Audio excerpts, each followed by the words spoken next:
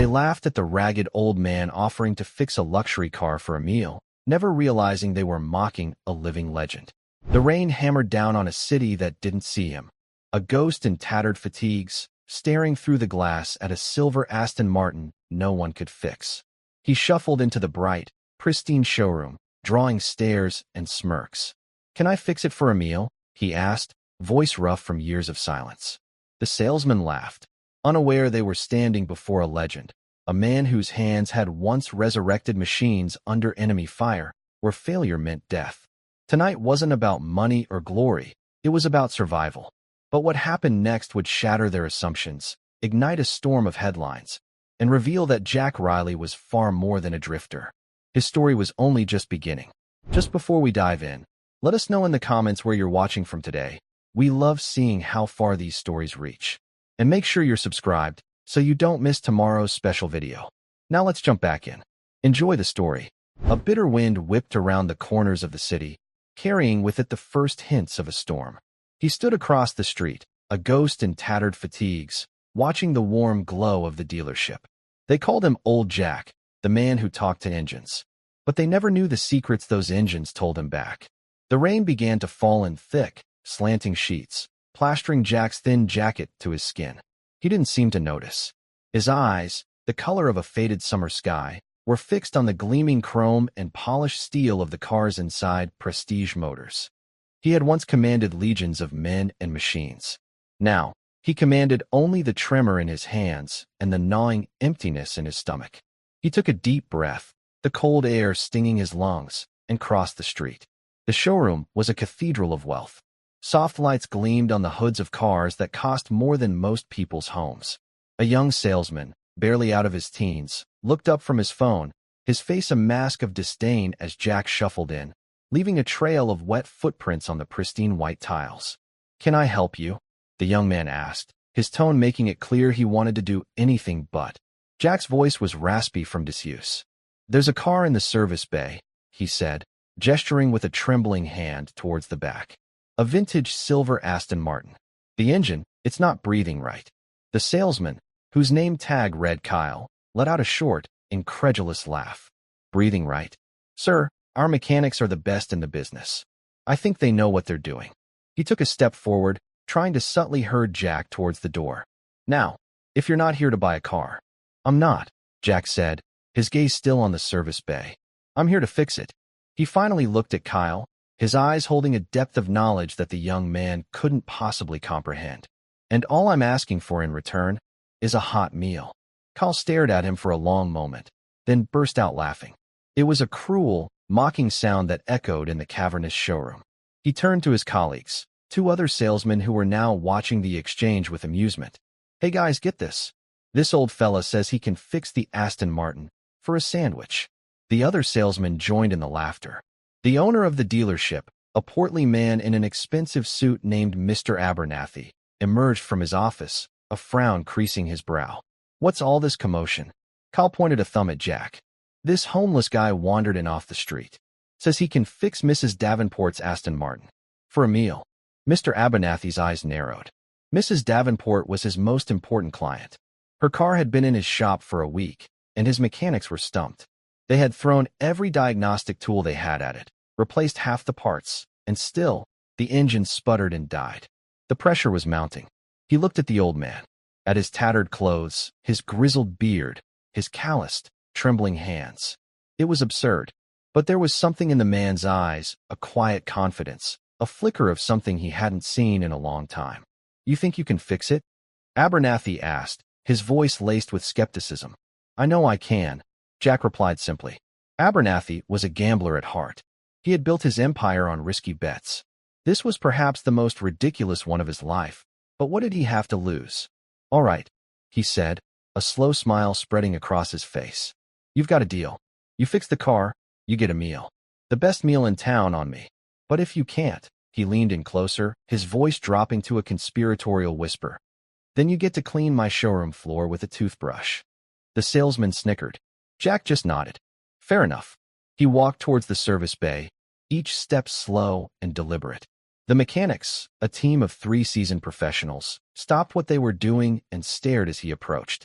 They had heard the commotion and were not pleased. "Who's this?" the head mechanic, a burly man named Gus, grumbled. "He's your new consultant," Abernathy said with a wink. Gus looked Jack up and down with open contempt. "You've got to be kidding me." Jack ignored him. He walked up to the Aston Martin, a magnificent machine even with its heart of steel silenced. He placed a hand on the cool metal of the hood, his eyes closing for a moment as if in prayer. The mechanics exchanged amused glances. "What's he doing?" one of them whispered. "Communing with the car gods?" Jack opened his eyes. He didn't need to look at the diagnostic reports or the array of sophisticated equipment scattered around the car. He had already heard everything he needed to know from the faint, irregular rhythm of the engine when they had tried to start it for him as he stood across the street. "It's the fuel pump," he said, his voice clear and steady now. "It's not the original. It's a modern replacement, and it's not calibrated to the car's original specifications. The pressure is all wrong." Gus scoffed. "We've checked the fuel pump. It's working fine." "You've checked to see if it's pumping fuel," Jack corrected him gently. "You haven't checked to see if it's pumping fuel correctly. There's a difference." He pointed to a small, almost imperceptible valve near the base of the engine. "That's a regulator valve. On this model, it's a delicate piece of machinery. Your new pump is forcing too much fuel through it, too fast. The engine is flooding itself. It's choking." The mechanics looked at each other, then at the engine, then back at Jack. They had been so focused on the high-tech components, the onboard computers, the electronic ignition, that they had overlooked the simple, mechanical elegance of the original design. Gus, his pride wounded, was not ready to concede. "And how would you know that?" Jack's gaze drifted to a faded tattoo on his forearm, a barely visible insignia of a unit that had been officially disbanded decades ago. "Let's just say," he said, his voice tinged with a sadness that none of them could understand, "that I've spent a lot of time with old soldiers. And this car is an old soldier. It needs to be treated with respect, not just new parts." He picked up a wrench, his hands surprisingly steady now. "Now, if you'll hand me that screwdriver, the small, flat-headed one, I'll show you what I mean." For the next hour, the service bay was silent except for the soft clinking of metal on metal. Jack worked with a quiet, focused intensity. His movements were fluid, economical, each one born of a lifetime of practice. The mechanics, who had started out as mocking observers, were now watching with a growing sense of awe. They were witnessing a master at work. Finally, Jack stepped back from the car, wiping his hands on a rag. "Try her now," he said. Gus got into the driver's seat, his face a mixture of hope and disbelief. He turned the key. The engine roared to life, a deep, powerful purr that vibrated through the concrete floor. It was a sound they hadn't heard in a week, a sound of a perfectly tuned, perfectly balanced machine. Abernathy, who had been watching from a distance, walked over, his eyes wide with amazement. He looked at Jack, then at the car, then back at Jack. How did you do that?" Jack just smiled, a faint, sad smile. "I listened," he said. "That's all. I just listened to what she had to say." Abernathy led Jack into his office. It was a room designed to intimidate, with a large mahogany desk, leather chairs, and walls adorned with pictures of Abernathy shaking hands with minor celebrities. But Jack was not intimidated. He had stood in rooms where the fate of nations was decided. This was just a room. "I don't know who you are," Abernathy said, gesturing for Jack to sit. "But you are a genius. An absolute genius." He circled his desk, his eyes gleaming with a new kind of avarice. He wasn't just thinking about the money he would make from Mrs. Davenport. He was thinking about the money he could make from this old man. "I'm just a man who knows his way around an engine," Jack said, his voice quiet. He didn't sit. He preferred to stand. It was a habit from a lifetime of being on alert. "A man who knows his way around an engine?" Abernathy chuckled. "My friend, you are an artist. And I am a connoisseur of art." He leaned forward, his hands flat on the desk. "I have a proposition for you. I'll give you a room in the back of the shop, 3 square meals a day, and a small stipend. In return, you work for me. On the difficult cars. The ones that my artists can't seem to figure out." It was more than Jack had had in years. A roof over his head. The promise of food. A purpose. But it was also a cage. A gilded cage, but a cage nonetheless. He looked out the window at the rain-streaked street. He had been free for so long, in his own way. Free from the expectations, the responsibilities, the ghosts. He thought of another rainy night, a lifetime ago. He was a young man then, barely 20, standing in the mud of a foreign land. The rain was coming down in torrents, just like tonight. He was working on the engine of a Jeep, its metal shell riddled with bullet holes. The engine was their only way out. Their lives depended on it. And he had fixed it. He had brought it back to life with nothing but a wrench and a prayer. He remembered the faces of the men he had saved that night. Their youthful, terrified, grateful faces. He had been a hero then, a legend. But legends, like old soldiers, fade away. He had come home from the war a changed man. The world he had fought for seemed to have no place for him. He tried to settle down, got a job at a garage, married a good woman, had a daughter. But the ghosts of the past were always there, lurking in the shadows. He saw them in the flash of a camera, heard them in the backfire of a car. He started to drink, to forget. But the drinking only made the ghosts louder. His wife left him, took their daughter with her. He didn't blame her. He had become a ghost himself.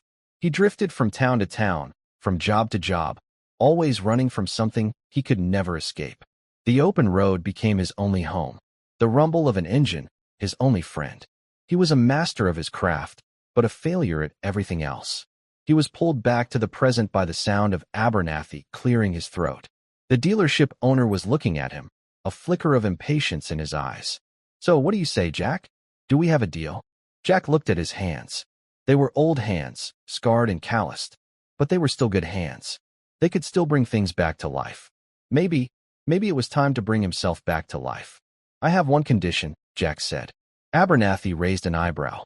"Oh, I don't want a stipend," Jack said. "I just want the room, the meals, and a car." Abernathy laughed. "A car? My dear man, you can have your pick of the lot. Once you've proven your worth, of course." "Not one of these," Jack said, gesturing to the sleek, modern cars in the showroom. "I want something old, something broken, something that everyone else has given up on." Abernathy was intrigued. "And why would you want a piece of junk like that?" "Because," Jack said, a faint smile touching his lips for the first time, "I believe that everything and everyone deserves a second chance." Abernathy stroked his chin, a slow, calculating smile spreading across his face. He was a businessman, and he could smell an opportunity a mile away. This old man wasn't just a mechanic. He was a philosopher, a showman. He could be the new face of Prestige Motors, the wise, old master who could fix the unfixable. It was a marketing dream. "You've got a deal, Jack," Abernathy said, extending his hand. "Welcome to the family." Jack took his hand. The grip was firm, but cold. Jack knew he was making a deal with the devil. But he had been in hell before, and he had always found a way out. The next few weeks were a blur. Jack was given a small, windowless room in the back of the service bay. It wasn't much, but it was warm and dry. He was given 3 meals a day from a nearby diner. The food was greasy, but it was hot. And he was given a car. A rusted, dented, forgotten shell of a 1969 Ford Mustang that had been sitting in the back of the lot for years. Everyone thought Abernathy was crazy. But Abernathy knew what he was doing. Jack became a local legend. People would come from all over the city to see the old man who could talk to engines. They would bring him their hopeless cases, their basket cases, their cars that had been declared dead by every other mechanic in town. And Jack, with his quiet wisdom and his magic hands, would bring them back to life. He never used fancy equipment. He just listened. He listened to the whispers of the engine, the groans of the transmission, the sighs of the suspension. And he understood. He was happy, in his own way. He had a purpose again. He was respected. He was home. But the ghosts were still there. They were quieter now, but they were still there. And one day, a new ghost walked into his life. A ghost from a past he thought he had buried long ago. She was a young woman, no older than his own daughter would have been. She had the same fiery red hair, the same determined chin, the same sad, knowing eyes. She was driving a beat-up pickup truck that was belching black smoke. She walked up to him, her hands shoved deep into the pockets of her jeans. "Are you Jack?" she asked, her voice a little shaky. "That's what they call me," he said, wiping his hands on a rag. "They say you can fix anything. I can try." She took a deep breath. "Can you fix a broken heart?" Jack looked at her for a long moment. He saw the pain in her eyes, the pain he knew so well. He saw the ghost of his own daughter, the daughter he had abandoned so many years ago. "I don't know about hearts," he said. his voice thick with an emotion he hadn't felt in years. "But I can take a look at your truck." As he worked on the truck's engine, she told him her story. Her name was Sarah. She was a journalist. She was working on a story about homeless veterans, about the men who had been forgotten by the country they had served. She had heard about him from the other homeless men in the city. They called him the Ghost, the man who had been to hell and back. She didn't know who he was. She didn't know about the medals he had won, the men he had saved, the legend he had been. She just saw an old man in a greasy jumpsuit, a man who was good with his hands. And as she talked, Jack realized that he had been given a second chance. A chance to not just fix cars, but to fix his own broken life. A chance to finally confront the ghosts of his past. A chance to tell his story. The truck's engine was a mess. It was old, neglected, and abused, just like him. But as he worked, as he replaced the worn-out parts and cleaned the clogged-up filters, he felt a sense of peace he hadn't felt in a long, long time. He was not just fixing an engine. He was healing a wound that had been festering for decades. When he was finished, the engine purred like a kitten. Sarah's eyes widened in amazement. "How did you do that?" Jack just smiled. "I listened," he said. "That's all. I just listened." She offered to pay him, but he refused. "Just tell my story," he said. "Tell the story of all the forgotten soldiers. That will be payment enough." She promised she would. And as she drove away, her truck running smoother than it had in years, Jack felt a flicker of hope in his heart. Maybe, just maybe, this time, he could finally find his way home. But the road home is never easy. And Jack's past was about to catch up with him in a way he never could have imagined. For, you see, the silver Aston Martin that he had fixed on that first rainy night, it didn't just belong to any rich woman. It belonged to the wife of a retired general. A general who had known a young, brilliant mechanic in the war. A mechanic who went by the name of Sergeant John Jack Riley. A man who had been declared missing in action, presumed dead, for over 40 years. General Davenport was a man accustomed to precision.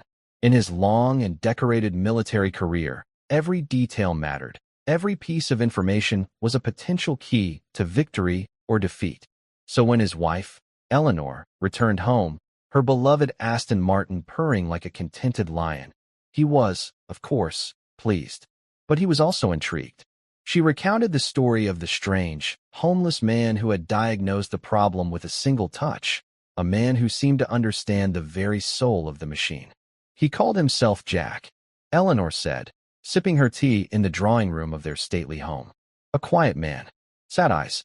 But his hands, my goodness, George, you should have seen his hands. They moved with such purpose. The name pricked at the general's memory. Jack. He'd known a Jack once. A young corporal in his unit. A boy with an uncanny gift for mechanics.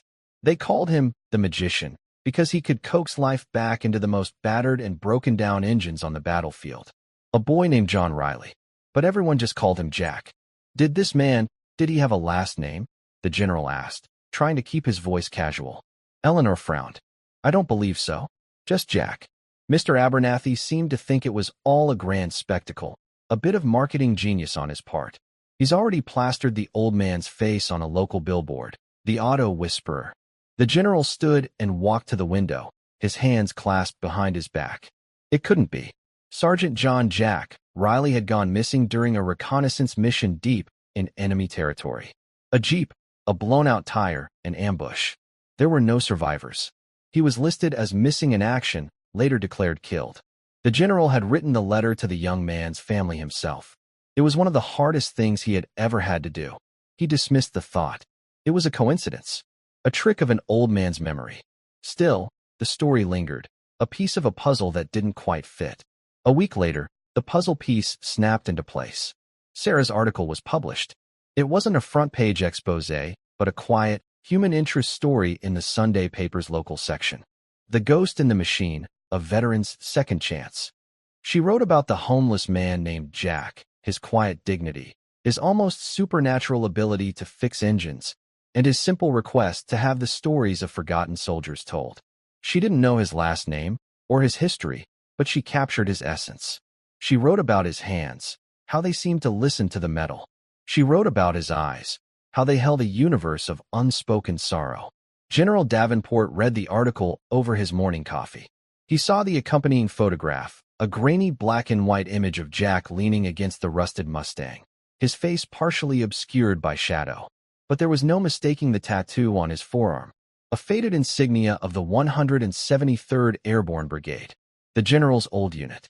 The coffee cup trembled in his hand. It was him. After all these years. Alive. The world exploded.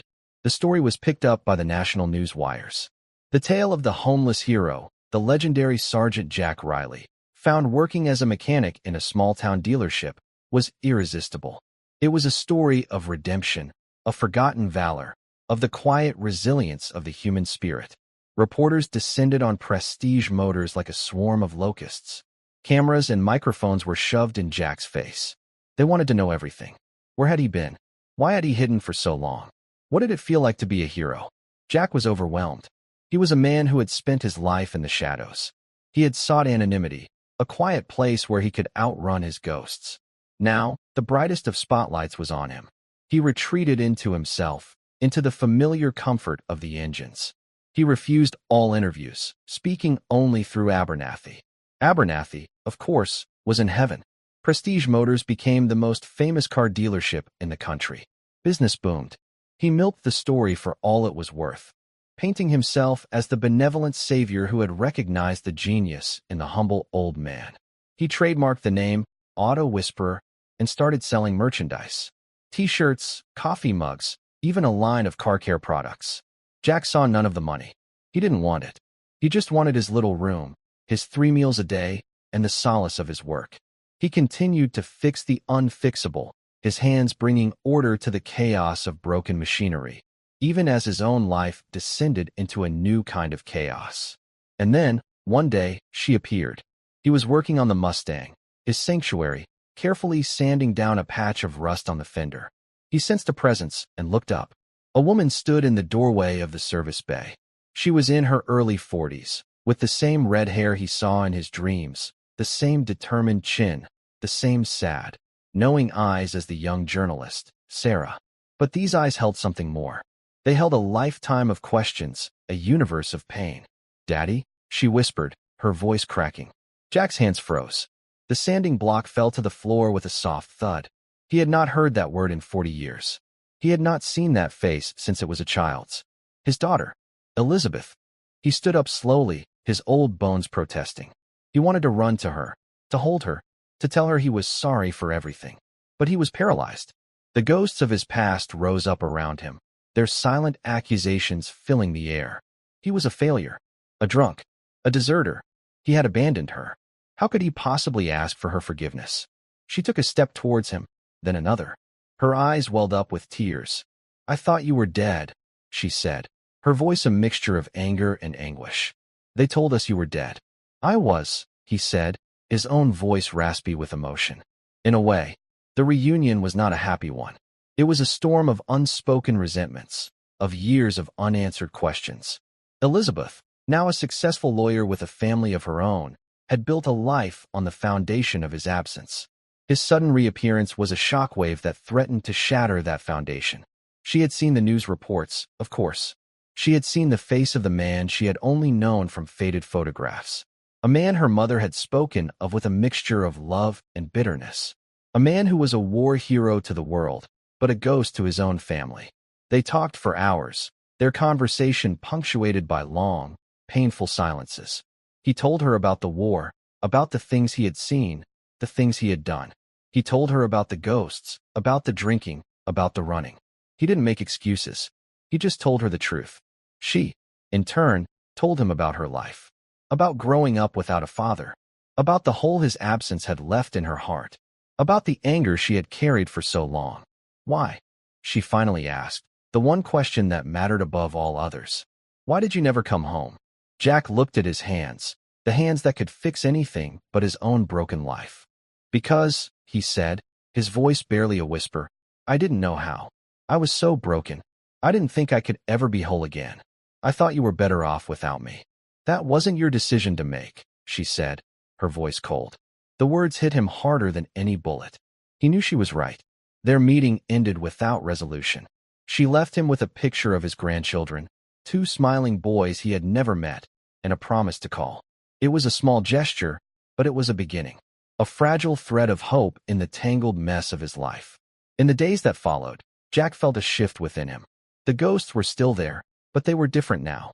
They were no longer just specters of the men he had lost in the war. They were the ghosts of the life he had lost, the family he had abandoned. And for the first time, he felt a flicker of a desire to not just outrun them, but to face them, to make amends. He poured himself into the Mustang. The car became his confessional, his penance. Every dent he hammered out, every spot of rust he sanded away, was an act of contrition. He wasn't just restoring a car. He was trying to restore his own soul. Abernathy, oblivious to the turmoil in Jack's heart, saw only a new marketing opportunity. The reunion tour. He boomed one morning, bursting into the service bay with a new set of blueprints. We'll take the Mustang on the road. A cross-country trip. Father and daughter, reunited by a classic American car. It's a story that writes itself.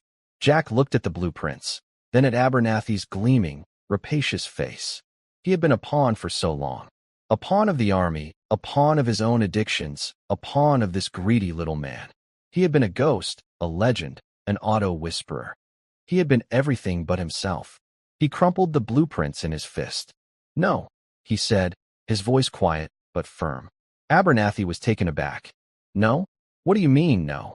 This car is not for sale, Jack said. And neither am I. He walked over to his workbench and picked up a small, intricately carved wooden box. He opened it. Inside, nestled on a bed of faded velvet, was a purple heart and a distinguished service cross. Medals he had never shown anyone. Medals he felt he had never deserved. He held them out to Abernathy. These are for you, he said. A down payment. Abernathy stared at the medals, his eyes wide. He knew what they were. He knew what they were worth. Not in money, but in something far more valuable. In sacrifice. In blood. A down payment for what? He asked, his voice barely a whisper. Jack looked at the Mustang. Its new coat of primer a dull, hopeful gray. For my freedom, he said. I'm buying myself back. Abernathy stared at the medals in his hand. The weight of them, both physical and symbolic, was immense. For a moment, the calculated avarice in his eyes was replaced by something else, a flicker of awe, perhaps even shame. He was a man who dealt in numbers, in profit margins and depreciation values. He understood the cost of a car, a building, a man's labor. But this was a currency he had never learned to calculate. The cost of courage. The price of sacrifice.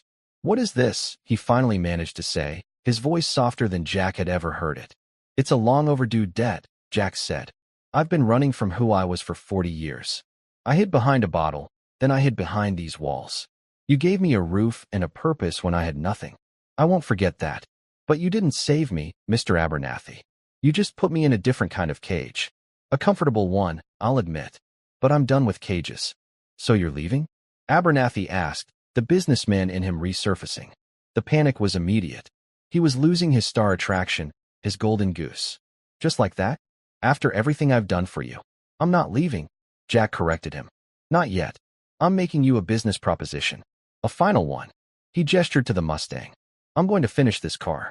It will be the finest machine that has ever rolled out of this shop. A masterpiece. And when it's done, it will be yours. Abernathy's eyes lit up. A car restored by the legendary Jack Riley? The auto whisperer. The publicity alone would be worth a fortune. Collectors would be lining up. In exchange, Jack continued, his voice steady and calm, I want 3 things. First, you will give me the legal title to that old pickup truck that the journalist, Sarah, left here. Second, you will give me enough spare parts and tools to set up a small shop of my own. Nothing fancy, just the basics. And third, you will let me go. No contracts, no marketing, no more stories. You will tell the world that the auto whisperer has retired. You can say I've gone to live with my family. You can say whatever you want. But my story, from that day forward, is my own. It was a brilliant move. Jack wasn't just buying his freedom. He was selling Abernathy a legend. The final, magnificent work of the master, before he vanished into myth. Abernathy, the shrewd businessman, recognized the value immediately. It was a better story than any cross-country tour. It had dignity. It had finality. It would make the Mustang priceless. And the medals? Abernathy asked, still holding the Purple Heart and the Distinguished Service Cross. They are a gift, Jack said. A reminder. of what some things are truly worth. Abernathy looked from the metals to Jack's determined face. He saw a man he had profoundly underestimated. He wasn't just a broken-down mechanic. He was a general commanding his own terms of surrender. And in that moment, for the first time, Abernathy felt a genuine stirring of respect. "You've got a deal, Jack," he said, extending his hand. This time, when Jack shook it, the grip felt different. It was a transaction between equals. The next month was one of almost monastic devotion. The world outside, with its clamoring reporters and insatiable curiosity, faded away. The service bay became Jack's sanctuary. He worked on the Mustang with a singular focus, a quiet intensity that left the other mechanics in awe. He was not just assembling parts. He was breathing life into steel. Elizabeth started to visit. At first, her visits were brief, tentative.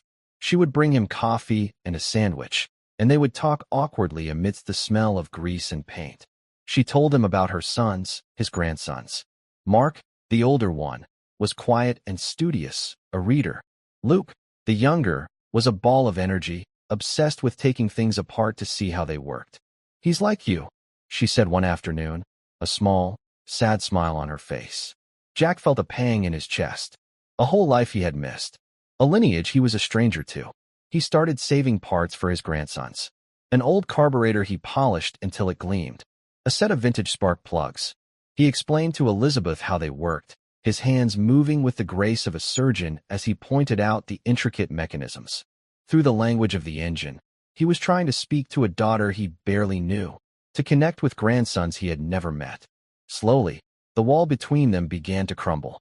She saw the man he was now, not just the ghost who had haunted her childhood. She saw his quiet strength, his profound, unspoken regret. He, in turn, saw the remarkable woman she had become. Strong, intelligent, and compassionate, in spite of him. One evening, as he was putting the final touches on the Mustang's engine, she brought two small boys with her. They stood shyly behind their mother, their eyes wide with wonder at the sight of the nearly completed car. "Mark, Luke," Elizabeth said, her voice soft. "This is your grandfather." Jack's heart stopped. He wiped his hands on a rag and knelt, his old knees cracking in protest. He looked into their young, curious faces. He saw his own eyes looking back at him. "Hello," he said, his voice thick. Luke, the younger one, stepped forward. He pointed a small, grubby finger at the engine. "How does it do that?" he asked. "How do you make it go?" And Jack, the man who had been lost for so long, finally found his way home. He began to explain. He told them about the magic of combustion, of how a tiny spark could create a symphony of power. He spoke not of horsepower and torque, but of breath and heartbeat. He was not just teaching them about an engine. He was passing on a legacy. The day the Mustang was finished, it was a work of art. The body was a deep, lustrous black, polished to a mirror shine. The chrome gleamed under the fluorescent lights of the service bay. But the real magic was under the hood. The engine was a masterpiece of mechanical harmony, every part tuned to perfection. When Jack turned the key, it didn't roar. It sang. A low, powerful, perfect hum. Abernathy brought in a professional photographer. He had already pre-sold the car to a wealthy collector in Japan for an astronomical sum. The legend of Jack Riley's final masterpiece had already spread through the rarefied world of high-end car collectors. Jack watched them take the pictures, a strange sense of detachment washing over him. He felt no pride of ownership. He had created it, but it did not belong to him. It was a price he had to pay, a ransom for his soul. His real treasure was standing in the doorway. Elizabeth, Mark, and Luke. After the photographer left, Jack handed the keys to Abernathy. "Our deal is done," he said. Abernathy nodded. He handed Jack a set of keys in return, along with a thick envelope. "The title to the pickup, as promised," he said, "and the deed to a small, abandoned garage on the edge of town. Consider it a bonus. For the metals." He cleared his throat, a rare moment of sincerity breaking through his polished exterior. "Good luck, Jack." "You too, Abernathy," Jack said. He walked away from the gleaming Mustang without a backward glance. He walked past the rows of expensive, soulless cars. He walked out of the bright lights of the showroom and into the soft light of the setting sun. His family was waiting for him. He had a broken-down pickup truck, a box of old tools, and a run-down garage to his name. He was, by the world's standards, a poor man. But as he looked at his daughter and his grandsons, their faces illuminated by the golden light of the evening, Jack Riley knew, with a certainty that settled deep in his bones, that he was the richest man on earth. But freedom is a complicated thing. Jack had bought himself out of his contract with Abernathy, but he couldn't escape the legend the world had built around him. The small, abandoned garage he had been given was not as anonymous as he had hoped. People found him, not reporters, but people who were lost. People with broken cars and broken lives. An old woman whose only connection to the world was her sputtering 20-year-old sedan. A young man who had sunk his last dollar into a lemon of a sports car. A single mother whose minivan had died, threatening her ability to get to her 2 jobs. They came to him not just because he was a genius mechanic, but because he was a symbol of hope. He was the man who had come back from the dead. The man who could fix the unfixable. He never charged them much. Sometimes a hot meal. Sometimes a promise to pay it forward. His little garage became a different kind of dealership. It didn't run on money. It ran on kindness. And with every engine he healed, with every life he touched, Jack felt a piece of his own fractured soul knitting itself back together. He was finally doing what he was always meant to do. Not for glory, not for money, but for the simple, profound satisfaction of making something broken whole again. Life settled into a new rhythm, as steady and comforting as a well-tuned engine. Jack's garage, which he simply called Second Chance, became a quiet landmark on the forgotten edge of town. There was no sign, no advertising, just the occasional sight of a car being gently pushed into the bay and, a day or 2 later, driving out with a renewed spirit. People found their way there through whispers, a network of need and gratitude that spread through the city's humble corners. His days were filled with the familiar liturgy of his craft. He'd arrive at dawn, the cool morning air still smelling of dew and asphalt. His first act was always to brew a pot of strong, black coffee on an old hot plate, the aroma mingling with the familiar sense of oil and steel. He'd stand in the open doorway, sipping the hot liquid from a thick ceramic mug, and watch the city wake up. This quiet moment of observation was a luxury he had never afforded himself during his years on the run. It was a moment of peace, of belonging. Then, he would work. The work was constant. He fixed the sputtering engine of a nursing student's old, battered car, a vehicle so vital she called it her 4-wheeled scholarship. He listened patiently as she explained her fear of it breaking down on the way to her clinical rounds, and when he was done, he showed her how to check her own fluids and tire pressure, giving her a small measure of control over her anxious life. He didn't just fix the car, he eased a fear. He rebuilt the transmission on a carpenter's work truck, the man's only source of livelihood. The carpenter, a man with hands as calloused as Jack's, had been quoted a price at another shop that would have put him out of business. Jack did the work for the cost of the parts and a promise of a custom-built bookshelf for his grandsons. He patiently taught a young widow, recently and tragically bereaved, how to check her oil and change a tire, giving her a small piece of independence in a world that had suddenly become terrifying and lonely. Her gratitude was silent, expressed through tears that Jack pretended not to see. His payment was whatever they could offer: a bag of fresh vegetables from a community garden, a still-warm pie, a clumsy, heartfelt thank you card from a child, crayon drawings of cars taped to the garage wall. More often than not, it was just the quiet satisfaction of seeing a person drive away with one less burden to carry, their shoulders a little less slumped, their face a little less etched with worry. His relationship with Elizabeth blossomed in this new, quiet world. She would bring the boys to the garage on Saturdays. These became sacred days for Jack. Mark, the older one, was a pensive boy. He would sit quietly on a stool, devouring books, occasionally looking up to ask a surprisingly insightful question about physics or engineering, prompted by the mechanical ballet before him. "Grandpa," he'd ask, "is the principle of leverage that moves a wrench the same as the one that moves a planet?" Jack would smile and try to explain the grand, beautiful mechanics of the universe in the simple terms of a nut and a bolt. But it was Luke who was Jack's shadow, his true apprentice. The boy was a natural, his small hands possessing an innate curiosity and an intuitive understanding of how things fit together. Jack started him on small tasks: cleaning spark plugs until they shone, sorting nuts and bolts into old coffee cans, learning the names and functions of the tools, which he treated with a reverence that delighted Jack. He taught the boy not just the mechanics of the engine, but its philosophy. "You see this?" Jack said one afternoon, holding up a greasy carburetor he was rebuilding. "People think it's just a piece of metal, a collection of springs and jets. But it's not. It's a lung. It has to breathe just right. Not too much air, not too much fuel.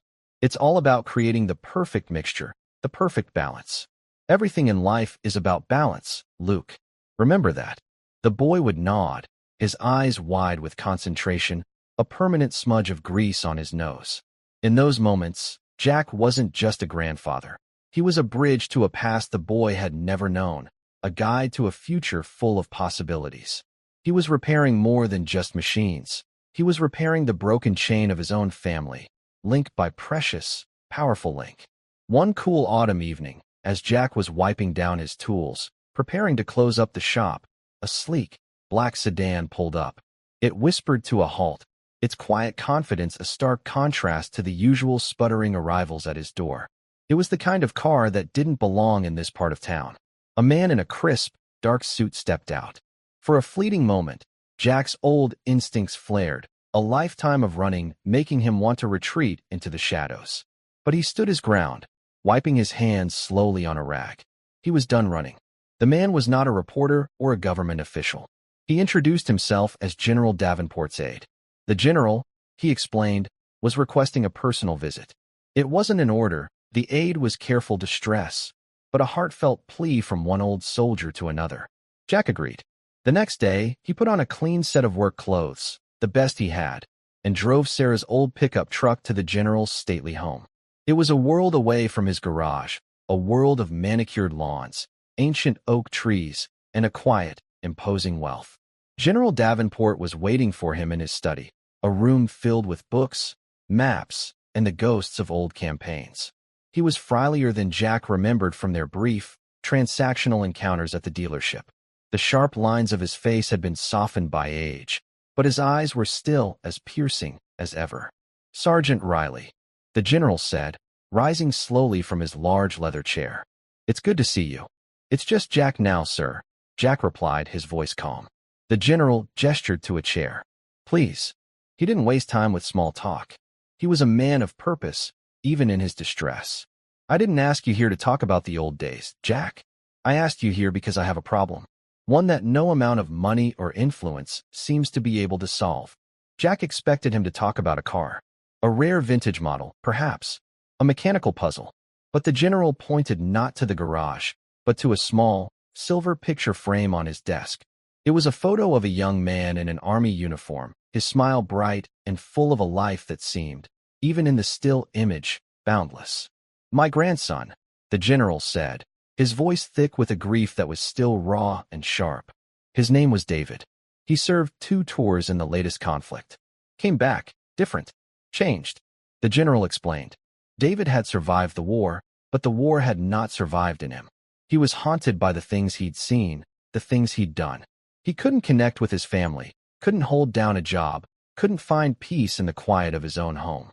He had retreated into the impenetrable silence of his own mind. And now, the general said, his voice breaking, the carefully constructed dam of his military composure finally cracking. He's retreated into the garage. He has an old Jeep, one of the originals, from my father's time in his war. He spends all day, every day, out there, taking it apart, putting it back together. Over and over. He doesn't talk to us. He doesn't talk to the doctors. He just works on that engine. And he can't fix it. It never starts. I think if he can't fix that Jeep, he believes he can't fix himself." The general looked at Jack, his eyes pleading, stripped of all rank and authority. "They told me you can talk to engines, Jack, but I think you can do more than that. I think you understand the men who hide in them. I'm not asking you to fix the Jeep. I'm asking you to fix my grandson." It was the hardest thing anyone had ever asked of him, to willingly walk back into the heart of the storm he had spent his whole life fleeing, to face the very ghosts that had chased him into the wilderness of his own despair. He looked at the photo of the young soldier, David, and he saw himself.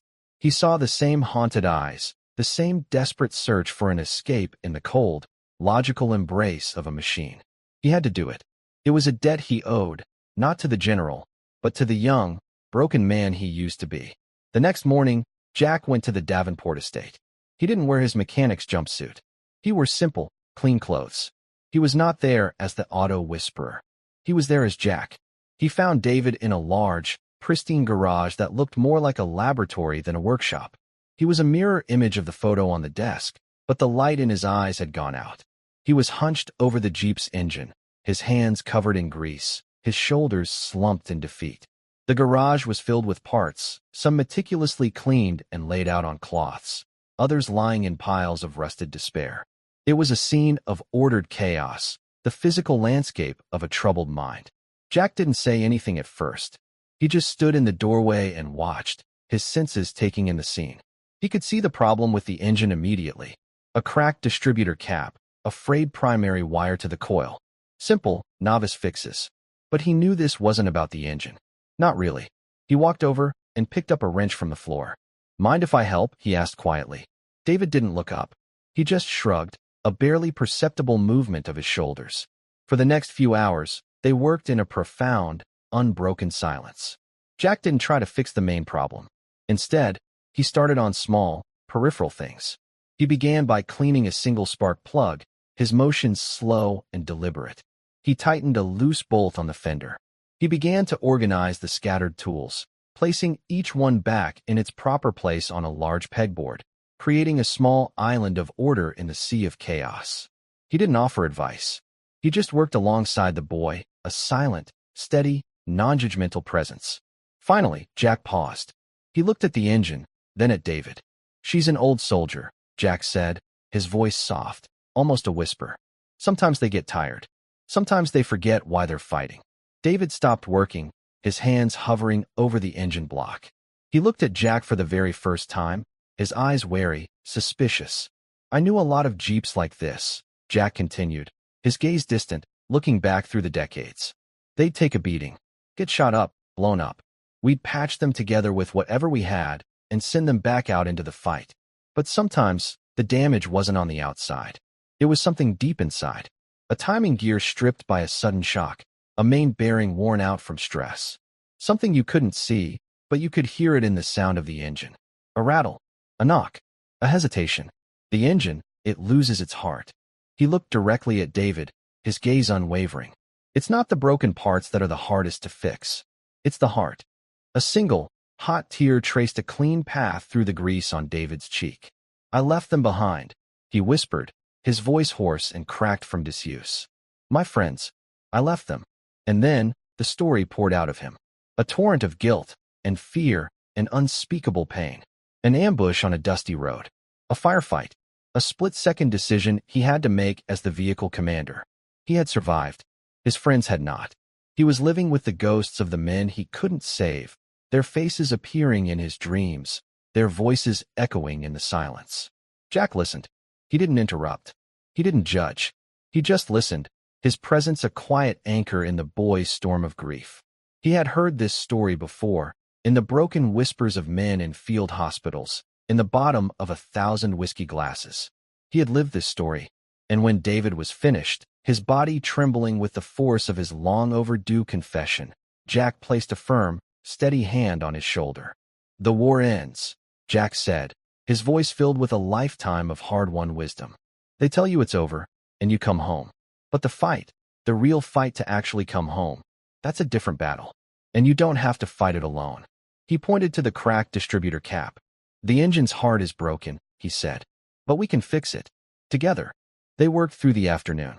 Jack guided David's hands, showing him how to replace the cap, how to carefully strip and mend the frayed wire. He explained how the spark had to be timed just right, how the smallest connection, the most overlooked detail, was essential for the whole machine to work. As they worked, Jack talked. He told David his own story, a story he had never told in its entirety to anyone but his daughter.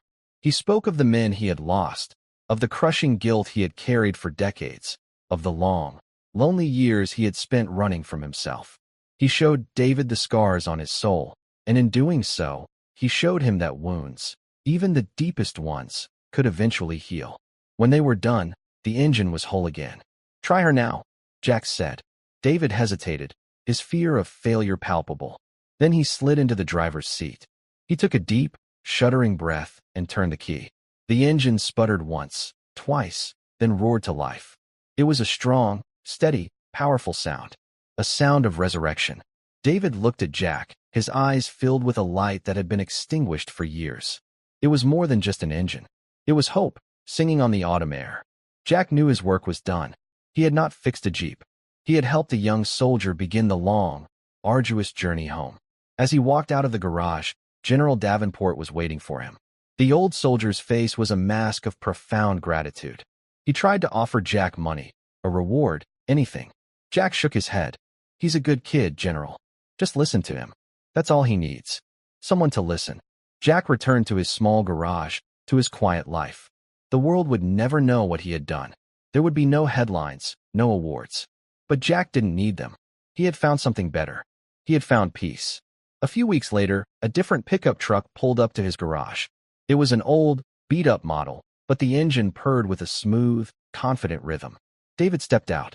He was clean-shaven, his eyes were clear, and he stood a little taller.